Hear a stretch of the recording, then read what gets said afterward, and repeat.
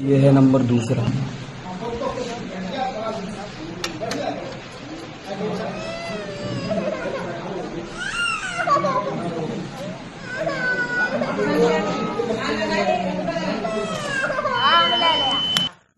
ये है तीसरा नंबर, विवेक का है। ठीक है, मैं डाल रहा हूँ वोट, देख लो। तीसरा नंबर है ये।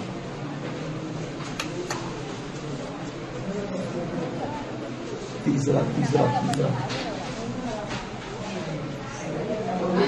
तीसरा तीसरा तीसरा तीसरा तीसरा ठीक है। ये है चौथा नंबर, चौथा नंबर आ गया ये।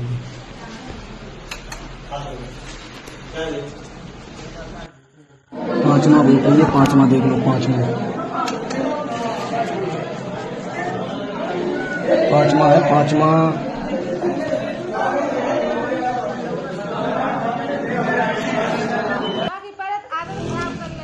पांच वोट डाल चुका हूँ, छठवां लेके जा रहा हूँ और ये भी वोट पड़ेगा, छठवां भी वोट पड़ेगा। जी बिल्कुल, छठवां पड़ेगा। छठा वोट, छठा वोट, छठा।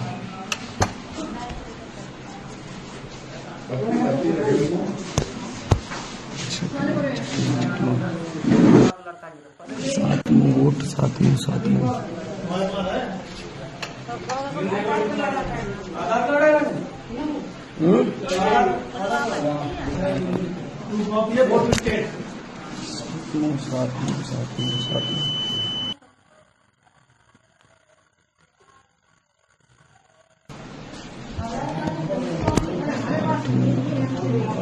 आठवां। नमस्कार साथियों, मैं आपका दोस्त अशफाक अहमद और आप देख रहे हैं देशभक्त चैनल। ये एक वीडियो वायरल हो रहा है और ये वीडियो में दिखा रहे हैं कि एक लड़का जो है वो बीजेपी को 8 बार वोट दिया। और अगर इसको डिटेल में जाए तो मालूम चल रहा है कि लड़का जो है ये फर्रुखाबाद का एक गांव है, वहां के जो ग्राम प्रधान है, बीजेपी का आदमी है, उसका बेटा है। इसकी उम्र 16 साल। तो इसमें बहुत सारे सवाल उठ रहे हैं। पहली बात तो ये 16 साल का है तो वोट नहीं दे सकता है, तो ये कैसे वोट दे रहा है? और वीडियो में दिख रहा है कि वो ईवीएम जो मशीन दिख रही है और वो वोट दे रहा है, तो वो तो एकदम साफ दिख रहा है कि वो तो पूरा पूरा मतलब कि धांधली चल रही। तो पहली बात तो वोट नहीं दे सकता, दूसरी बात ये 8 बार कैसे ये आके ये दे रहा है। फिर अपना आई कार्ड दिखा रहा है जो चुनाव आयोग का, तो वो कैसे बन गया उसका 16 साल की उम्र का। और उसके बाद में जो एक्चुअली क्या होता है कि जो फोटोग्राफी भी अलाउड नहीं होती है, तो ये कैसे ये वीडियो बना रहा। तो ये बहुत सारी चीजें हैं। जैसे फोटोग्राफी का जो नियम है कि वहां पे सिक्योरिटी वाले होते हैं और सिक्योरिटी वाले जहां खड़े हो जाते हैं वहां से आगे फोटोग्राफी अलाउड नहीं होती है। इसीलिए अगर आप मोबाइल फोन लेके जा रहे हो अपने साथ में, या वीडियो बनाने वाला कोई कैमरा या कोई भी फोटो खींचने वाला कैमरा, तो वो सिक्योरिटी वाले बाहर रखवा लेते हैं, अंदर में आपको ले जाने की इजाजत नहीं होती। तो ये तो पूरा पूरा उल्लंघन है और ये 13 तरह की घटना बताई जा रही। तो चुनाव आयोग अभी तक सो क्यों रहा है? अब तो 20 तारीख हो गया, तो मतलब एक हफ्ता पहले की बात है। तो ये बहुत बड़ी घटना है। ऐसी घटना और भी कहीं हो सकती है, तो चुनाव आयोग जो है संज्ञान क्यों नहीं लेता है? जो उजागर हुआ है, जो नहीं उजागर होता तो वो अलग चीज है। ये तो सोशल मीडिया पे वायरल है। तो ऐसे देखिए, वो भाजपा का आदमी है, तो इसका मतलब है कि वहां पर जो चुनाव आयोग के जो लोग हैं, तो उनको ही मालूम है कि लड़का कौन है, और वो खुलेआम जाके और वो ईवीएम में वोट डाल रहे है ना, दिख तो रहा है ना साफ, और वीडियो भी बना रहे हैं। तो ये तो बहुत सारे मतलब नियमों का उल्लंघन है, कानून का उल्लंघन है। तो चुनाव आयोग जो है वो इस साल जिस तरह काम कर रहा है, तो अपेक्षा भी अब लोगों की नहीं है। ऐसा लगता है कि बिना चुनाव या कई चुनाव हो रहे हैं, क्योंकि मोदी जी जिस तरीके से पूरे चुनाव में हिंदू मुसलमान किए खुल्लम खुल्ला, और मुसलमानों को क्या क्या नहीं कहा, उसको कोई एक्शन नहीं होता है।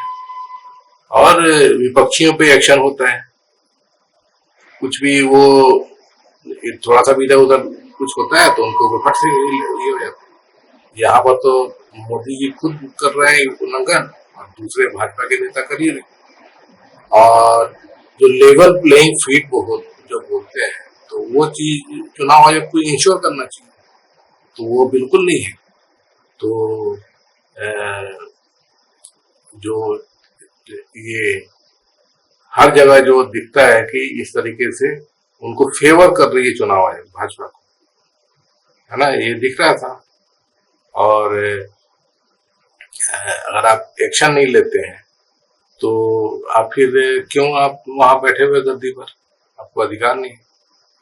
और दूसरे, आपको पता है कि जो डेटा वाला भी ये मामला है सुप्रीम कोर्ट में पहुंच गया है कि जो चुनाव हो गया, जैसे पहला चरण का 19 अप्रैल को हुआ, दूसरा 26 अप्रैल को हुआ, तो उसका डेटा जो है 30 अप्रैल तक चुनाव आयोग ने नहीं दिया था।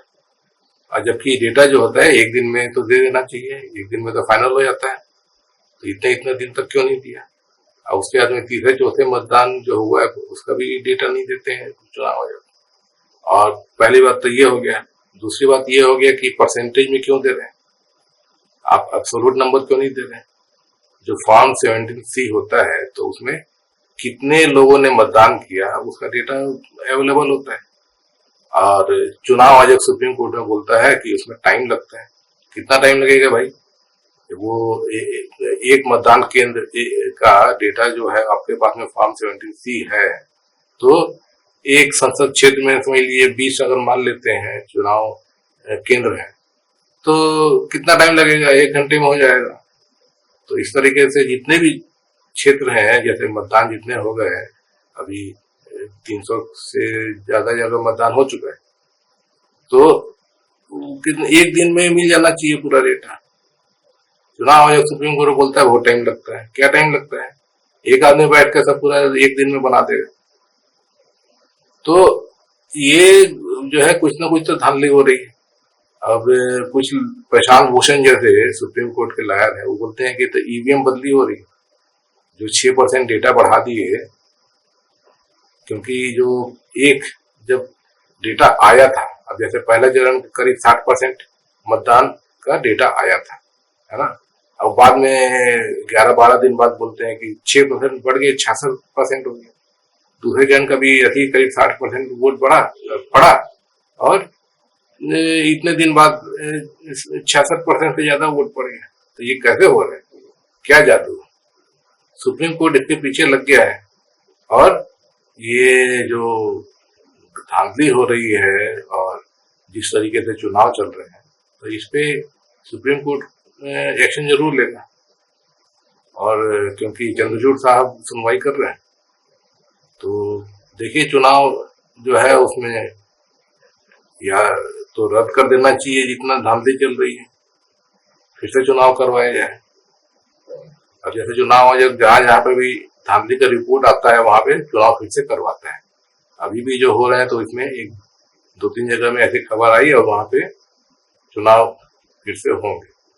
लेकिन ये तो पूरा ही का पूरा लेवल पे जो धांधली चल रही है कि 6% वोट बढ़ जा रहा है पूरा एक चरण का, ऐसे में तो पूरा चुनाव रद्द होना बिल्कुल होना चाहिए।